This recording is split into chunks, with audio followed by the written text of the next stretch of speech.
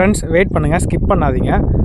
So இந்த மாதிரி வண்டியெல்லாம் வாங்கி 40 லட்சம் 50 லட்சம் அப்படின்னு ஏற்றிக்கிட்டே போகிறாங்க அவங்க இஷ்டத்துக்கு. ஆனால் இதெல்லாம் வாங்கி நம்ம சம்பாதிக்க முடியுமா? ஒரு வண்டியிலேருந்து ப்ராப்ளம் எவ்வளோ இருக்குது, அந்த வண்டிக்கு வேலை இருக்குமா இல்லையா, அது ஒரு பக்கம் இருக்குது.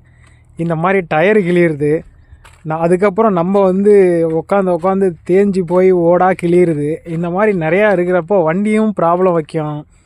அதே போல் வண்டிக்கு மாதம் ஆனால் டியூ கட்டணும்.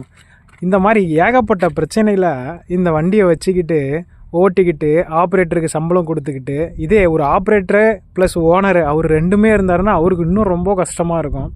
அது எவ்வளோ வலி அப்படின்னு யாருக்கும் தெரியல. ஓட்டுறவங்க ஈஸியாக 1 ஹவர் கழிச்சுக்கு தம்பி, 1/2 ஹவர் கழிச்சுக்கு தம்பி அப்படின்னு சொல்லிட்டு போயிடுறாங்க. காசு 6 மாதம் கழிச்சு வாங்கிக்க, 10 நாள் கழிச்சு வாங்கிக்க அப்படின்னு சொல்லிட்டு போயிடுறாங்க. இந்த மாதிரி நடக்குது நிறையா. ஆனால் சம்பாதிக்க தான் முடியல. பிடிச்சிருந்தேன்னா ஒரு ஷேர்